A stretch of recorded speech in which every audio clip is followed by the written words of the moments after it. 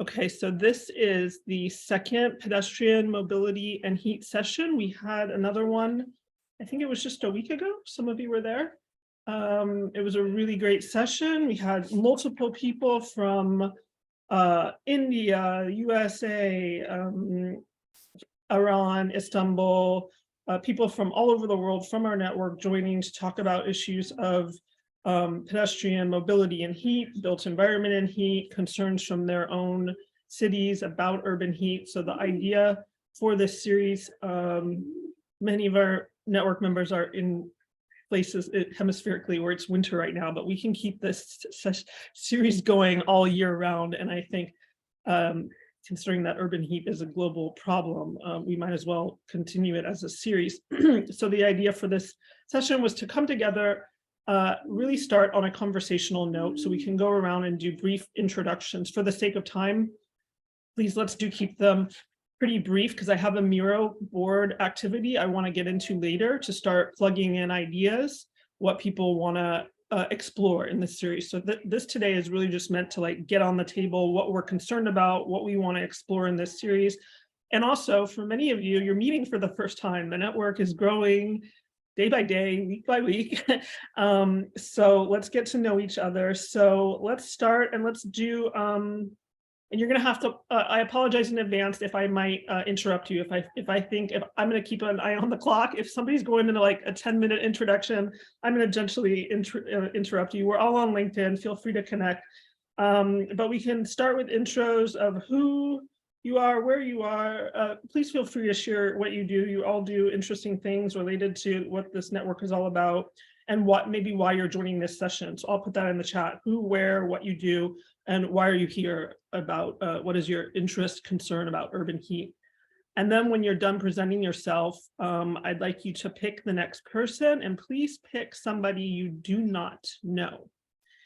And I'm going to start with I'm the co-facilitator of the Global Walkability Correspondence Network, and I'm going to turn it over to the other co-facilitator, Alan. Hello there, everybody. So I'm Alan. I'm living in London at the moment and working here. I work for a community, a very unique participatory community funding program in London, and we work with 150 communities around the whole country. So and they do, lots of these different communities do their own kind of urban projects and spaces and their own kind of stuff in each of these different communities. So yeah, so as Anika said, I'm helping to facilitate the network as well. And yeah, so I'll pass over to Paula. Hi, good morning, everyone. Well, this is my first meeting. I'm Paula. I'm based in Holland, in Amsterdam, near Amsterdam, but I'm actually from Brazil. And I work at Group. It's a consultancy engineering firm. I'm a transport planner there. We focus on active travel, and within this, my interest in pedestrian mobility. And yeah, I'm joining the session exactly because of my role and my interest. I've worked for the past 3 years also with the crowd and crowded environment. So I really like combining the pedestrian mobility with the crowd safety as we have more and more events, for example, that happen in urban environments and within the cities. So yeah, I'm looking forward to meeting you all and working together. And now we'll pass to Maria. Hello, everyone. I'm Maria Sici. I'm based in Crete, Greece. I'm an urban mobility expert. I'm mostly working with urban mobility plans and currently a lot of urban accessibility plans. I've been in the network for quite a while, so I'm enjoying. I had a quick break, so I basically not know a lot of you, but I'm very happy to be back. I would like to pass it on to Merve Ozan. Am I right? Sorry. Yes. Thank you. I'm Merve. I'm an architect and urban designer focusing on mobilities and urban studies. currently I'm working as in a private company as an architect, and also teaching at a university in Istanbul. I'm also interested in mobility injustice. So looking forward to hear about the walkability and heat talks today. Thank you. I would like to ask Anna, you can soon. Hi, everybody. My name is Anna. I'm based in Frankfurt, Germany. I'm an architect dealing with public space for the city planning, the design of public space, including many issues of pedestrian mobility and ecological adjustments to the changes, and also adjustment to the social processes that are going on here. I am in this network for a while. Unfortunately, I hadn't much time last month to really take a part in your events, and I'm very happy to to move all my project aside for this hour and to join you to this very important theme. And would like to ask Humuts Reluka. I'm sorry when I pronounce the name wrong. Your microphone is not on. Yes, Hormuz Raluca. Thank you.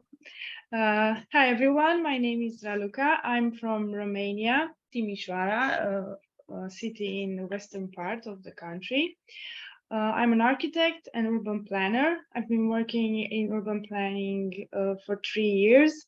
And after seeing how many problems there are and how it's easy to plan the city for not thinking about all the problems that they face, I said I have to do something to get involved and maybe soon to have more hands-on experience on how effectively we can make cities more friendly with people and nature.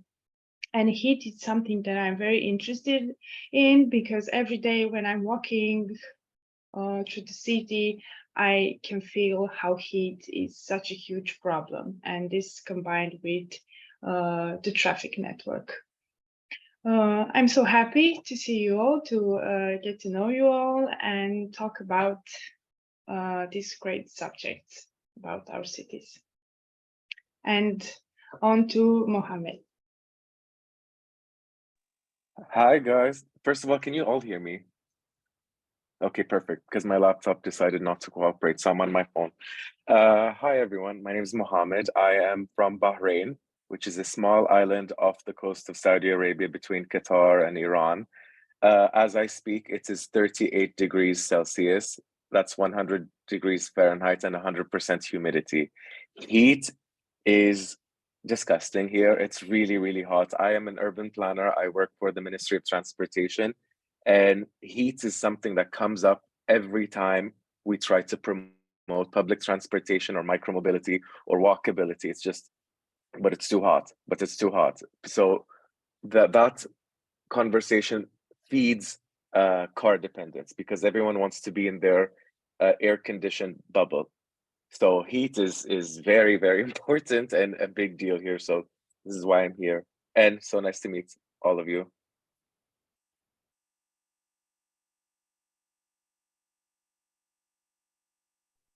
Okay, everybody has everybody has presented. I think that's Thomas. Yeah, Thomas. So my name is Thomas Tigud. Nice to meet you all. I'm currently living in Paris. I work in international development and have worked for the last couple of years in sustainable urban mobility, including also active mobility. Yeah, looking forward to the discussion. Thank you. Okay, before we get into the Miro board, which is going to be just a space for us to play and start to put things down to help this series grow, is there anything anybody wants to share, like from their local area, like I really appreciate what Mohammed shared from your area about the heat and how it's affecting conversations at the Ministry for Transportation. That for many of us, we're entering summer. Does anybody want to share local anecdotes before we get into this mental mapping, brainstorming stuff from their area? Because I think that unites the network, that we're all curious about each other's cities and areas. I think I can share one thing quickly. While here in the Netherlands, there are many, I don't know if you've been, but there are many squares. Well, people effectively walk and cycle a lot. But in the really hot summer days, they also have this, it's like on the ground, this water jets kind of thing that make the square wet, which is effectively planned for children. But more and more you see adults going there and wetting their foot, and yeah, just trying to find escape in the days of they're really, really warm. So I like to see that development as well. It's quite an interesting to keep people there on the square and try to refresh the area as well. But yeah, that's it. Yes, for us in Greece, it's also very, very difficult related to the high temperatures, especially during the summer, as you may most know. One very, very important thing that we are facing in the last year here in Crete, which is the island on the south, very close to Egypt, for all of you who don't know. So you can imagine that during August we have like 42 degrees, 45, and even higher at some times.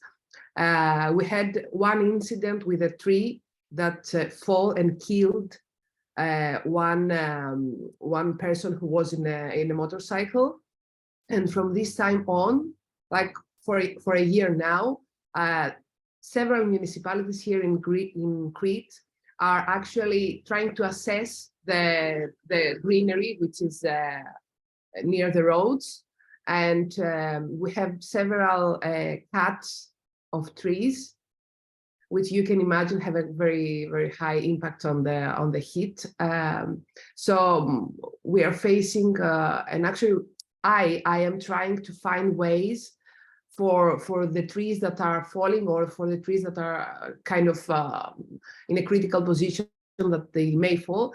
We're trying to find ways to, keep them in life while take some space from the road transportation, from the pedestrian facilities, and even from parking near the street, in order to make them stand and close the mouths of all those that are asking for all the trees to be trimmed down.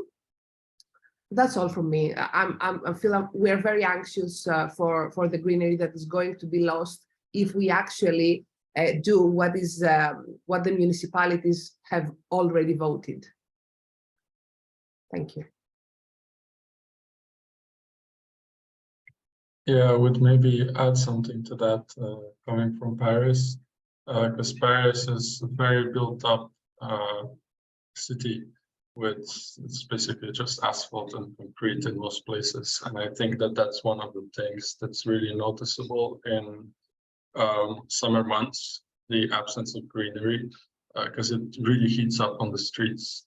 Yeah, it just shows the difference. Yeah.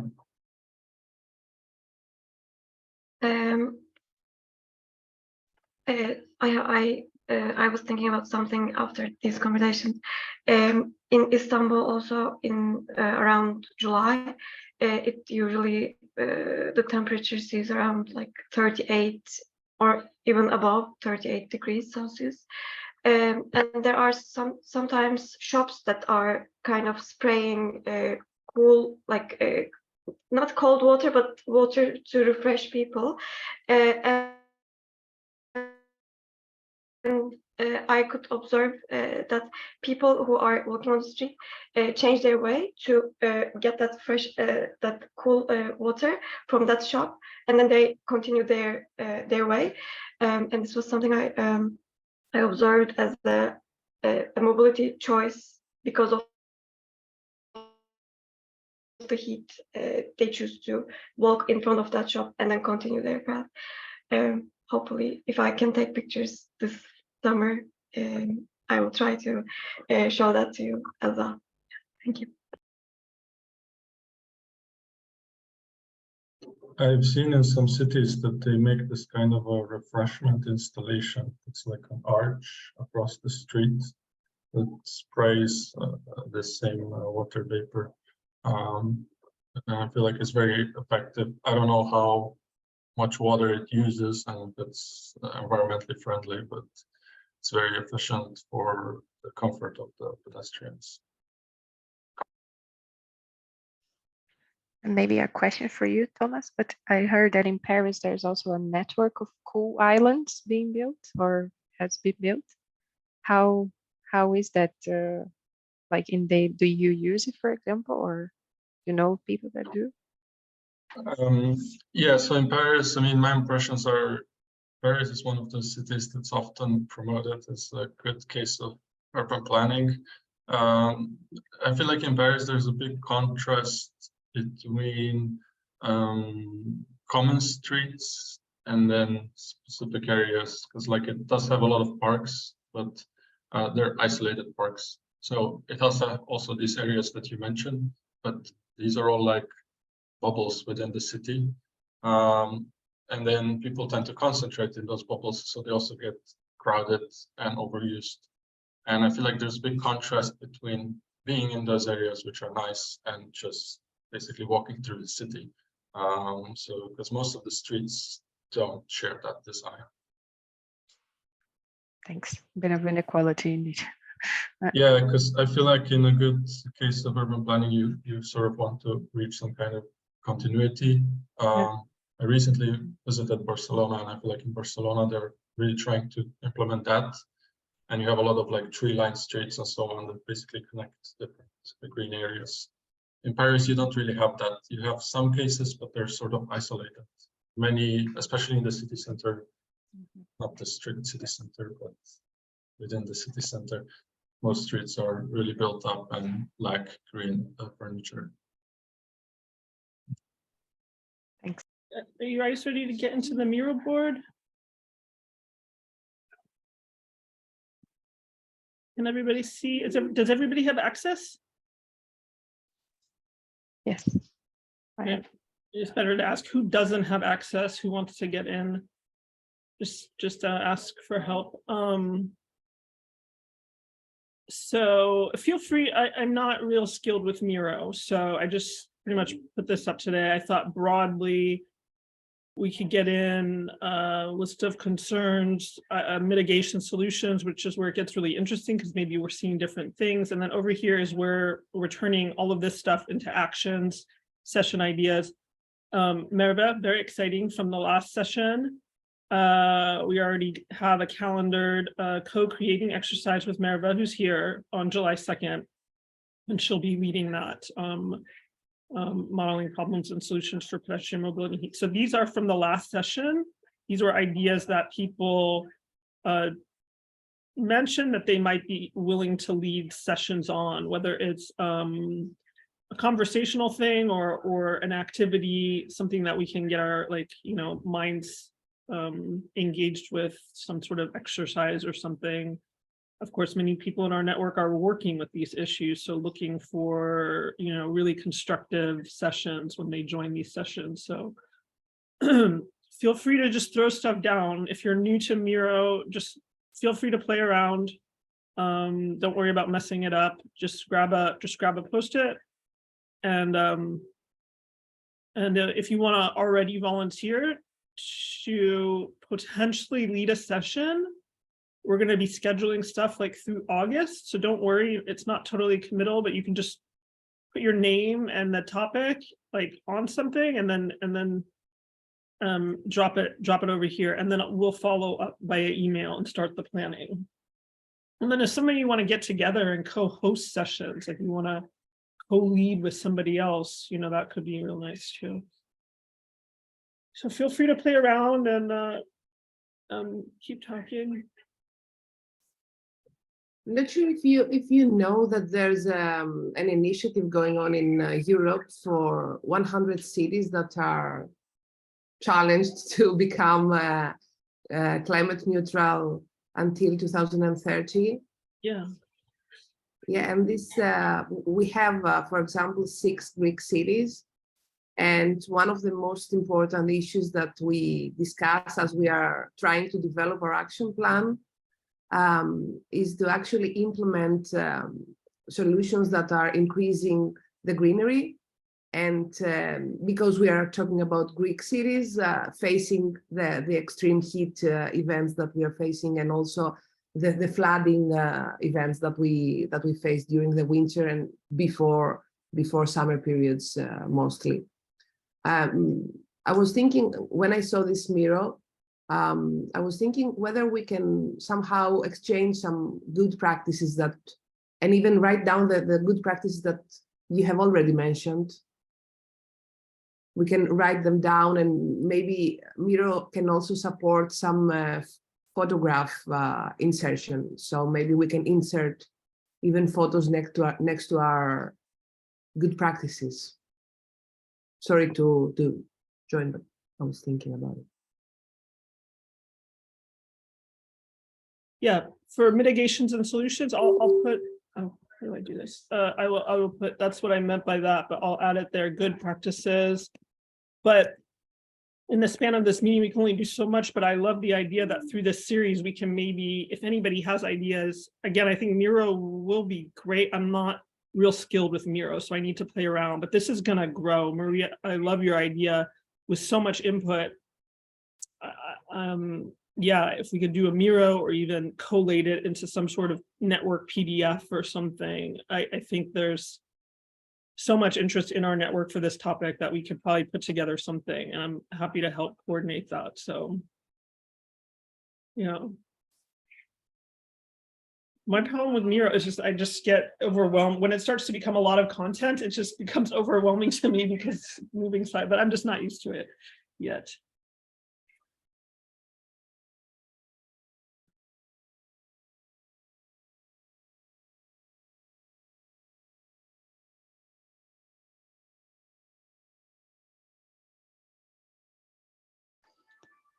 I can share an idea of a very easy practice that I try to implement in my project that I'm involved in,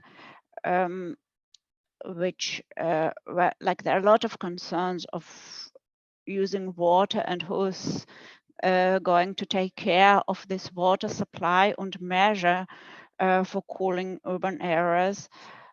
So what the easiest solution that I found that could be implemented is when we decide to take away parking places along streets. I choose I choose exactly this parking place that are located in shadowy areas to make to make the shadow areas more for public or for pedestrian use and less for cars standing point. Like it doesn't really bring any climate change or any real relief for this heat problem, but I just think that somehow we have to give more shadow for pedestrians, and this is the easiest way, just to take cars exactly in this point. Like we can't take all parking places away. We have to leave some, and we're taking in some areas to up to 20% of parking places in the inner city area. So I try to choose exactly these ones that could then give some shadowy effect. And if some of you have any experience about water consumption for this cooling water use or cooling islands. So like I'm extremely interested in what is happening in Paris, really. Like, this is an example that we always try to use or to refer to it. And it's interesting to hear that probably it's not so nice or not so wonderful as it looks like from publications. So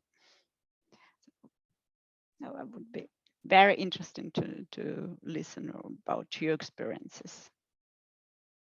So Anna, I don't know if you have access to the mirror board, but if not, can I drop in what you said about the shade, preserving shade for human movement, basically, not for cars? Can I drop that in under mitigations and solutions?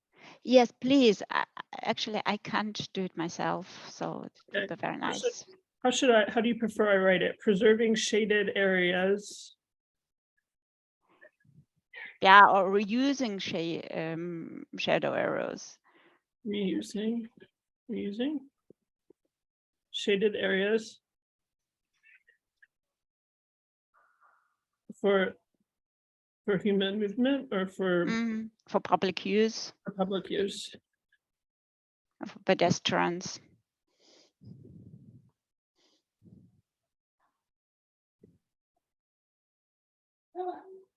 By reusing rather than preserving, do you mean reusing, like converting it away, like, yeah, taking away that it's maybe like an area is shaded, heavily shaded, and there's parking there. So converting that, like say taking away the parking, is that what you said? Yeah.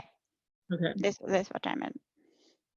Like, I've also recently read about this kind of furniture where they basically cover the sidewalks. So it's like a covered walkway and it's shaded. And there was like a cost comparison with other types of infrastructure. It also came at a fraction of a cost, of example, of motorway, which I think are also like some good practices of what can be done. What's this? Can you elaborate further? Like maybe a picture? Basically, it's like a roof of a sort over the pedestrian walkway, but it's not really a roof because it's just it can be just elements.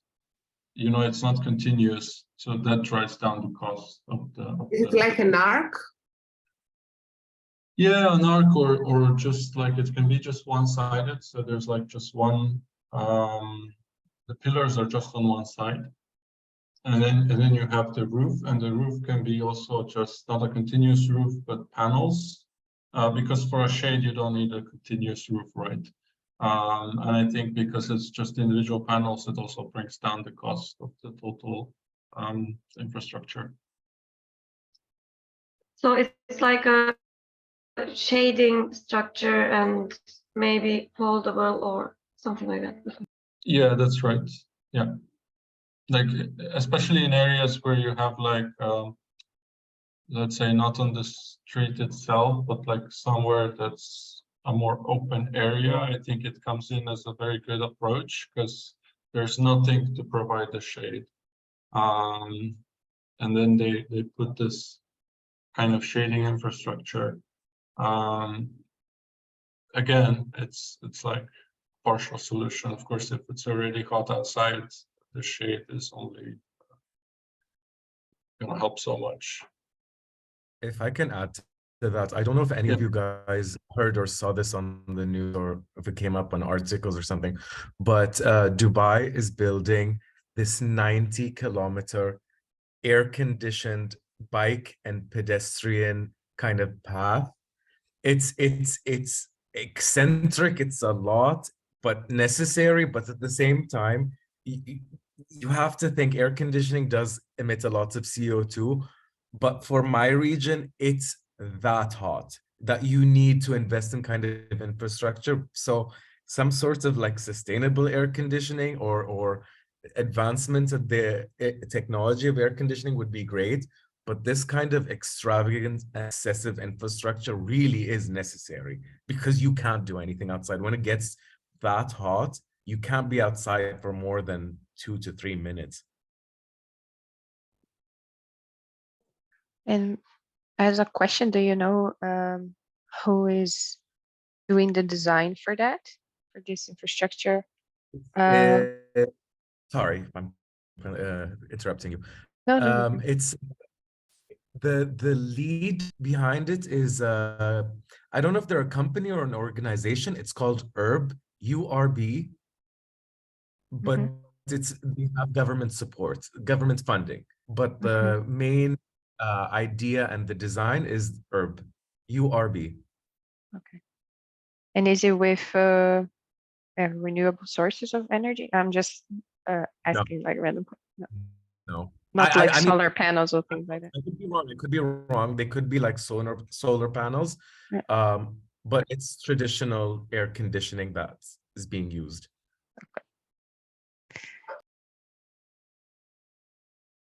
You know that this example from Dubai has actually inspired a lot of discussion in Greece. And actually, we've been like in a fight between experts, whether this would be a real urban mobility solution or whether it's just a tunnel that guides you through like from point A or to point B, or it actually can take some people away from their cars and bring them into the cycling community and make cycling as a commuting mode. I don't know, what's your input? What's your thoughts? I mean,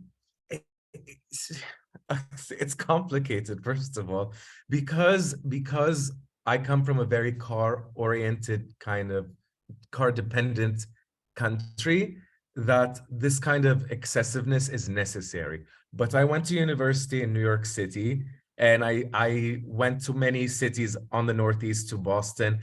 There are so many buildings that are interconnected by these paths. So not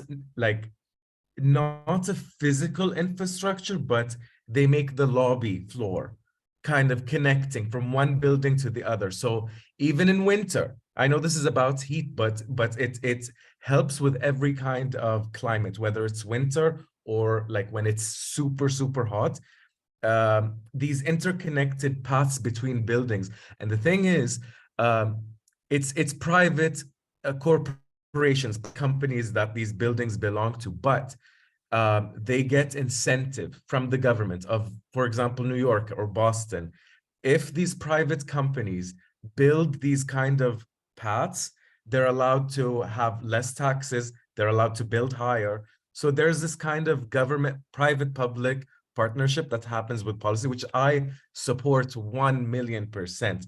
When you're a private company that makes bajillions of dollars every day, at least invest something back in the city that you're based in. And these paths are really great. They not only protect from whatever climate, heat or cold, but they are safe, there's security, there's space for commercial activities. So getting private sector to get invested into public spaces is very, very, very important.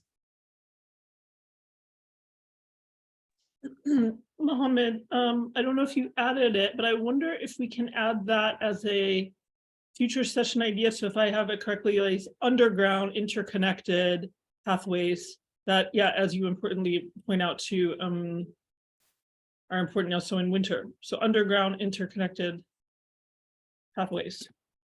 Not necessarily underground, but like on the ground level. Okay, ground level, or okay. I'm also particularly interested in, I did one of my thesis on underground space and human perception and movement, and we have some connections with a whole network of underground like engineers that could be interested in sharing with us too on this topic that you're talking about, this private investment in public space. But you're saying, okay, also on the ground interconnected but enclosed. Exactly. So enclosed, okay. Would you be willing to help out with such a session, maybe? Absolutely. Okay.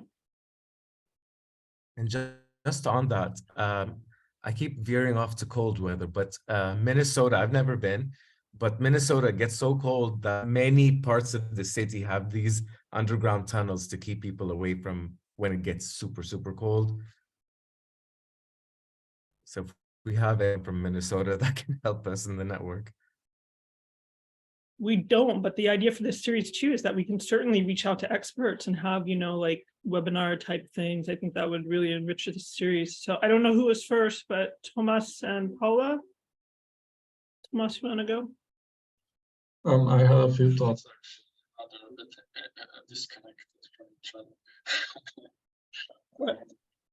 One was an example from Slovenia. Actually, I'm originally from Slovenia. In the coastal region, where there isn't a lot of space because it's hilly and then the cities are disconnected. There's actually one example of a tunnel that's connecting two cities underground. It's just for pedestrians and cyclists. And I think because in particular it's under a hill, it actually stays cool inside of the tunnel without any need for like additional technological solutions. So I think that's like one of the good examples. And then I also had a question for Mohammed with the example that you presented about New York City. How does it work? Like, because I understand each business has this kind of a lobby area, but how does it work? How are they connected? How do is this like a collaborative process in advance when it's planned, or is it more like it just happens to be that there's a lobby and another lobby and another lobby so that you can actually walk continuously? It's not that interconnected. Well, mainly it's corporations that want to build higher and pay less taxes. That's number one, capitalism 101.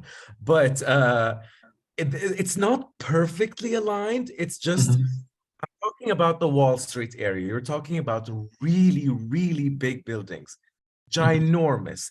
In some of them take up entire blocks that they just want to build even higher, so that it just happens the lobby area is just public. So big, yeah. That in itself, that in itself is an entire topic of how public is it, because it's really not public. It's just open and overly secured. But it doesn't have to be that organized. So you know how like it comes out of one exit and you might have to, the next block might be a little far off, but it helps. It helps a lot. But no, it's not a collaborative issues. It's just these buildings and corporations that want to build higher that just happen to have it. Okay, yeah, that makes sense. I mean, I guess there's pros and cons. It's a bit of a complex subject. I also wanted to respond to what you mentioned about Dubai, this project, and then I'll pass it on to Paula. Yeah, I'm just wondering what would be the energy ratio? Because if people switch from cars to active mobility and then they use this cooled tunnel, then you can count that even though there's refrigeration that has energy needs, there's also energy needs from the vehicles that goes down.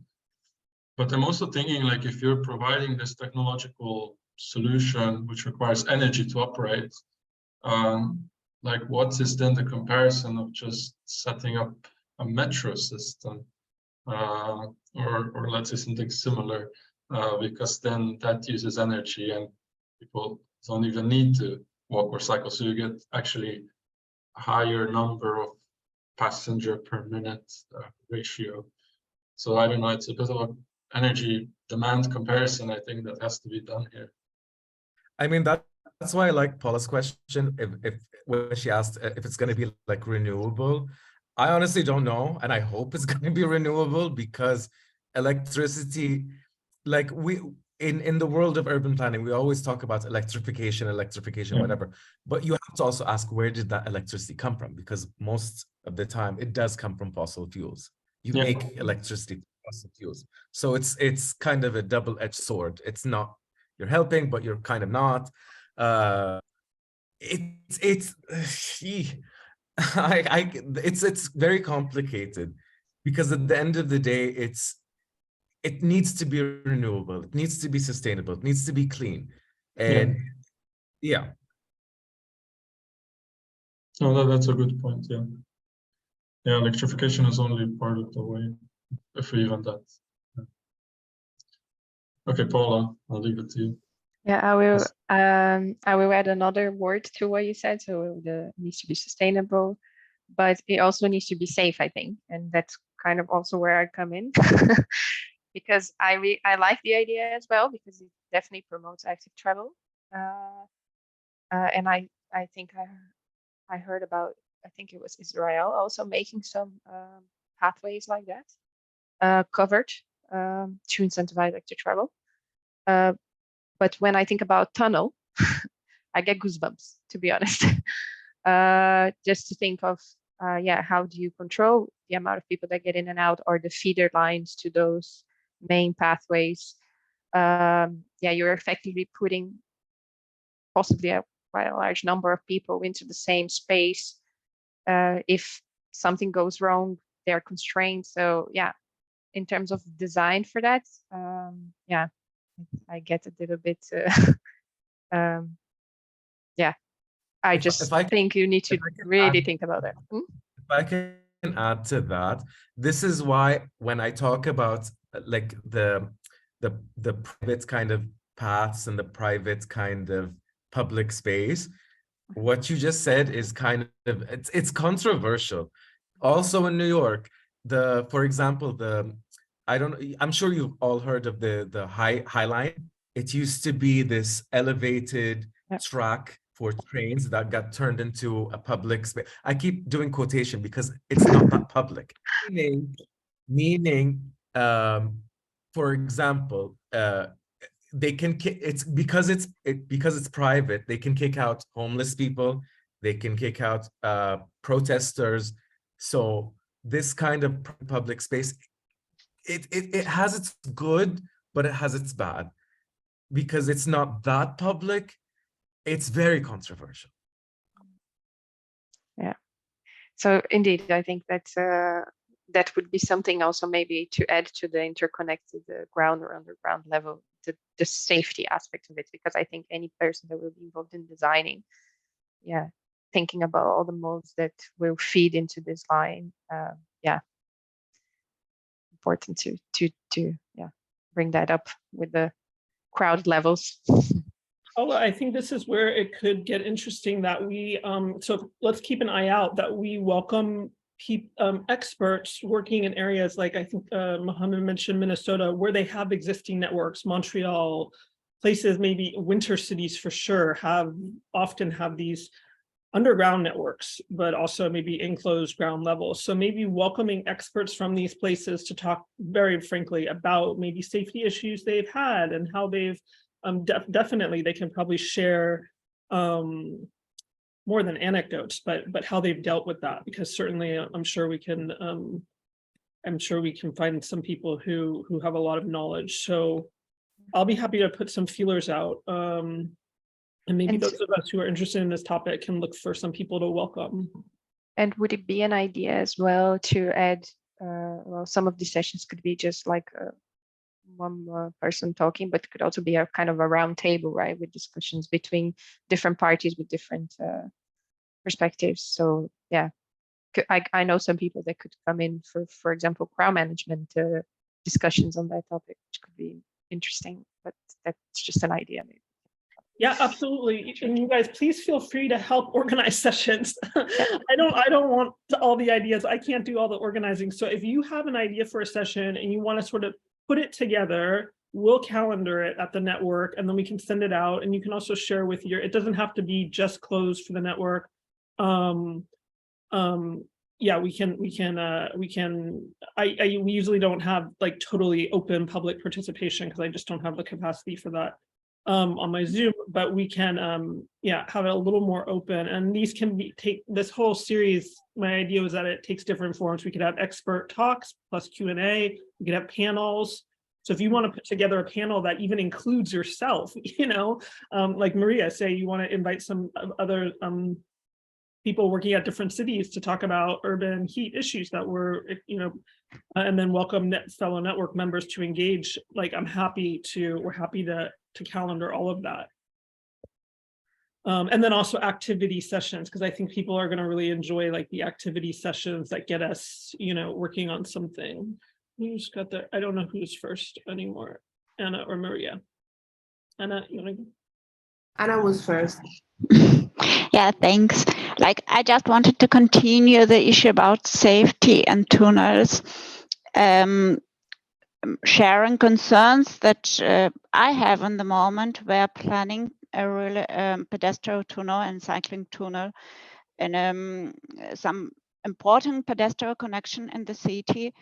Tunnel is supposed to be 30, like it is already, it should be built next year.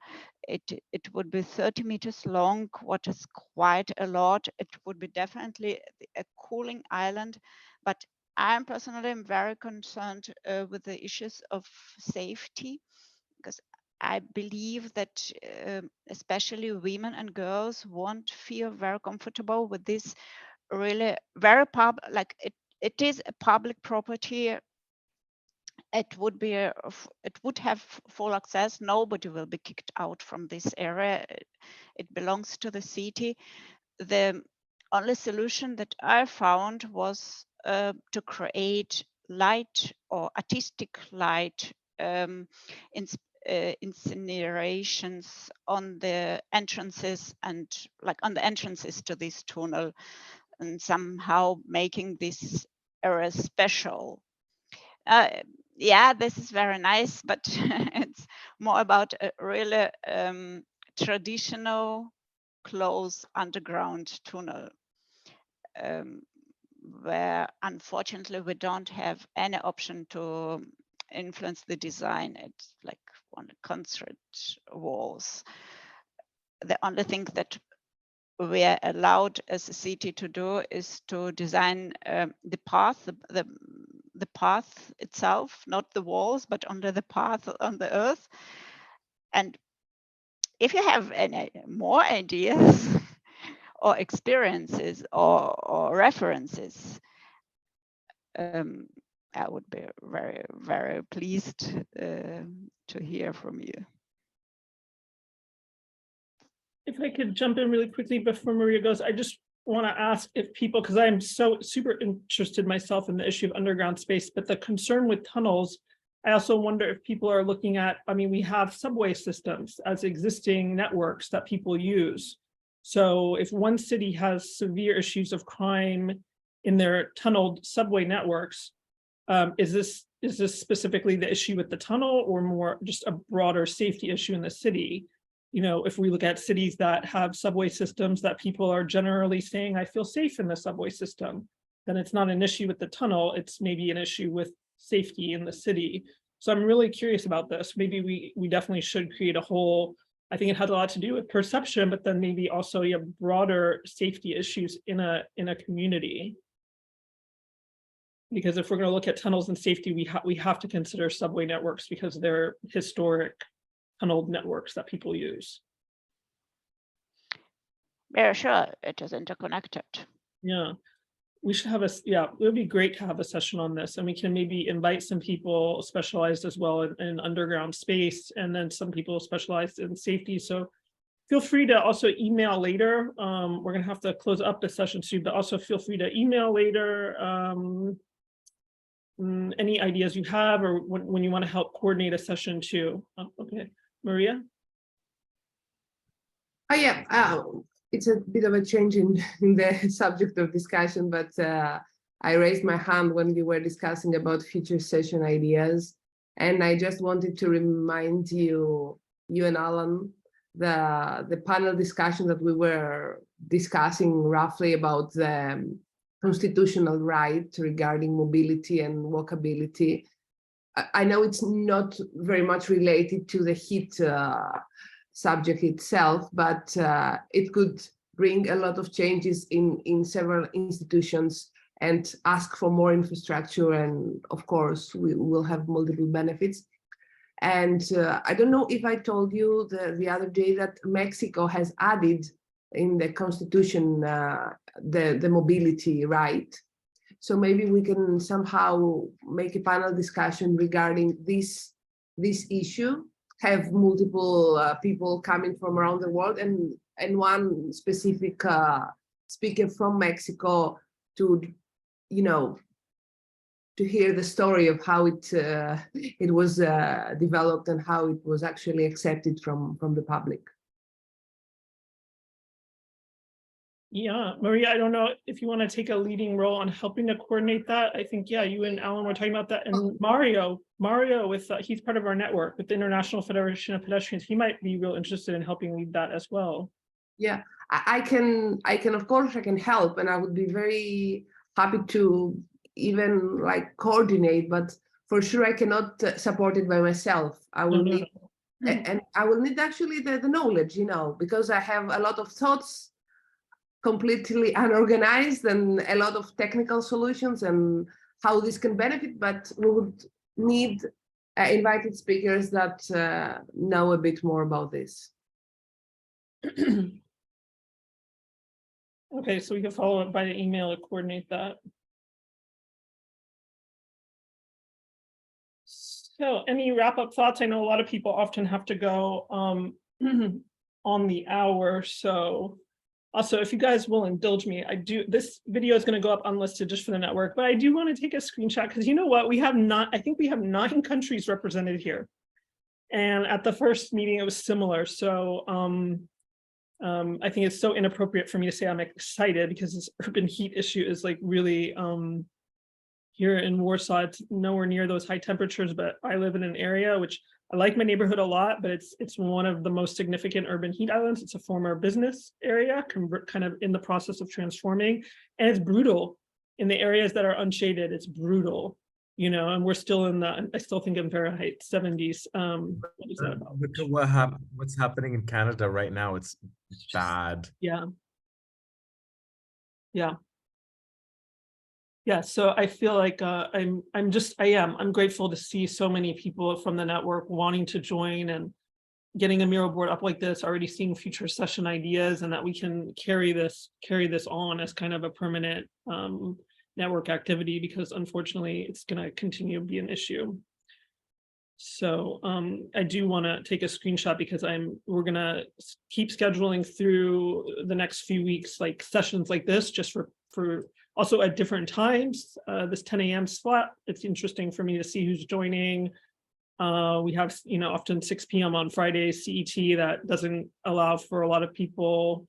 Who do we have here today? We have several people from Europe, right? Not a lot of people from further east, but at the last meeting, we had several people from India, but that was the idea from today.